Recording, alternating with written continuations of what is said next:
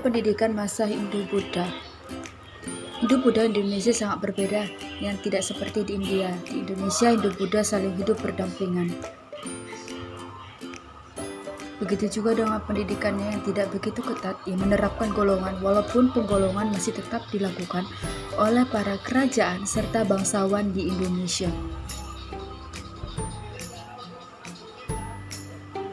Pendidikan masa Hindu ini lebih tepat dikatakan sebagai perguruan di mana para murid berguru kepada para cerdik cendekia. Lembaga pendidikan masa ini dikenal dengan padepokan atau pesantren.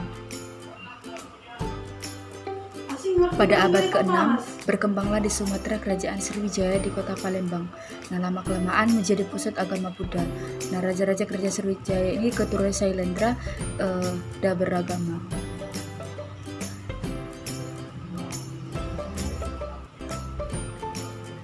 Semuanya ditulis dalam huruf Pallawa di dalam bahasa Melayu tua bercampur Sanskerta. Pada masa Buddha, pendidikan berkembang pada kerajaan Sriwijaya yang berpusat di Palembang dan sudah terdapat perguruan tinggi Buddha. Perguruan tinggi ini memiliki murid-murid yang berasal dari Indochina, Jepang, dan Cina.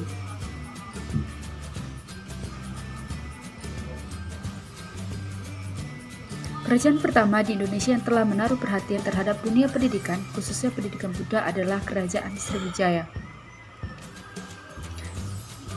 Catatan Itsing menyebutkan Sriwijaya merupakan pusat agama Buddha yang cocok sebagai tempat para calon rahib untuk menyiapkan diri belajar Buddha dan tata bahasa Sanskerta sebelum berangkat ke India.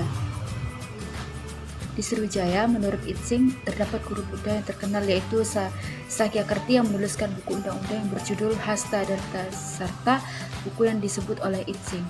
Dialih bahasakan ke dalam bahasa Cina, yaitu Watchbrodi yang berasal dari India Selatan dan Dharmakerti.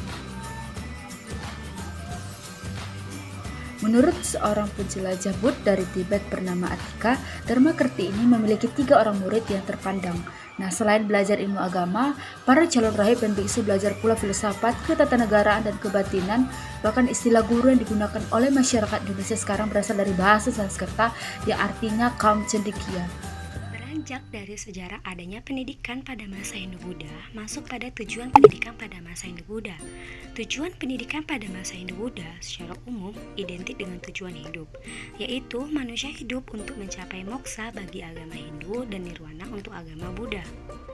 Secara khusus, tujuan pendidikan pada masa Hindu-Buddha yaitu 1. Bagi kaum Brahmana, pendidikan bertujuan untuk menguasai kitab suci Weda untuk agama Hindu dan Tripitaka untuk agama Buddha sebagai sumber kebenaran dan pengetahuan yang universal. 2. Bagi golongan kesatria, pendidikan bertujuan untuk memiliki pengetahuan teoritis yang berkaitan tentang pengaturan pemerintahan. 3. Bagi rakyat biasa, pendidikan bertujuan agar masyarakat memiliki keterampilan yang dibutuhkan untuk hidup sesuai dengan pekerjaan yang secara turun-temurun. Seperti orang tuanya pandai melahat, maka keahliannya dapat diturunkan kepada anak-anaknya. Di samping tujuan pendidikan, ada juga sifat kependidikan. Di antaranya 1. Berpusat pada religi, karena kehidupan atas dasar kepercayaan dan keagamaan menguasai segalanya. 2. Penghormatan yang tinggi kepada guru. Dan yang ketiga, pendidikan hanya diikuti oleh segolongan masyarakat saja. Baik, selanjutnya kita akan membahas mengenai jenis-jenis pendidikan masa Hindu-Buddha. 1. Pendidikan intelektual. Kegiatan pendidikan ini dikhususkan untuk menguasai kitab-kitab suci. Weda dipelajari oleh penganut Hindu, yaitu Brahmana, dan kitab Tripitaka dipelajari oleh penganut Buddha.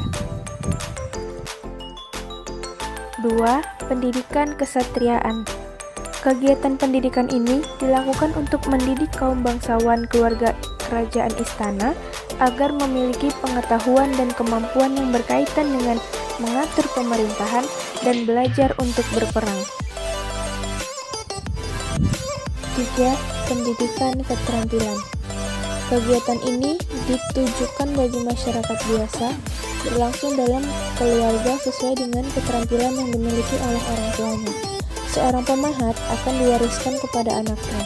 Begitu juga dengan lainnya, sesuai dengan keahlian yang dimiliki orang tuanya yang diwariskan kepada anaknya. Bentuk pendidikan pada waktu itu masih bersifat informal. Belum ada pendidikan formal dalam bentuk sekolah seperti yang kita kenal sekarang. Namun ada beberapa tempat yang bisa dijadikan sebagai lembaga pendidikan. Nah, tempat-tempat tersebut akan kita bahas. Pesantren atau padepokan. Pesantren atau padepokan merupakan tempat berkumpulnya murid-murid yang belajar kepada guru di suatu tempat, sehingga itu disebut sebagai padepokan atau pencatrikan, atau dengan nama lain disebut juga dengan pesantren. Pura. Pura merupakan tempat yang berada di istana. Tempat ini diperuntukkan bagi putra-putri raja untuk belajar. Jadi, anak-anak raja melakukan pembelajaran itu di dalam pura. Pertapaan. Karena orang yang bertapa dianggap memiliki pengetahuan kebatinan yang sangat tinggi, oleh karena itu, para pertapa menjadi tempat bertanya segala hal yang berkaitan akan hal gaib.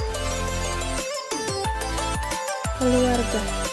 Di keluargalah menjadi tempat belajar bagi anak-anak kepada orang tuanya. Jadi, pembelajaran awal itu terjadi di dalam keluarga. Kurikulum pendidikan pada masa Hindu Buddha meliputi agama, bahasa Sanskerta termasuk membaca dan menulis, keterampilan memahat atau membuat candi, dan bela diri atau ilmu berperang.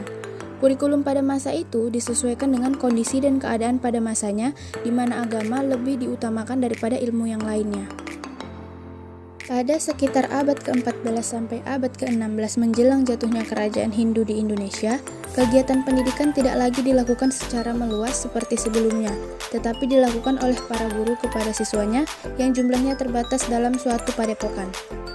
Kelompok bangsawan, kesatria, dan kelompok elit lainnya mengirimkan anaknya kepada guru untuk dididik atau guru diundang untuk datang mengajar anak mereka.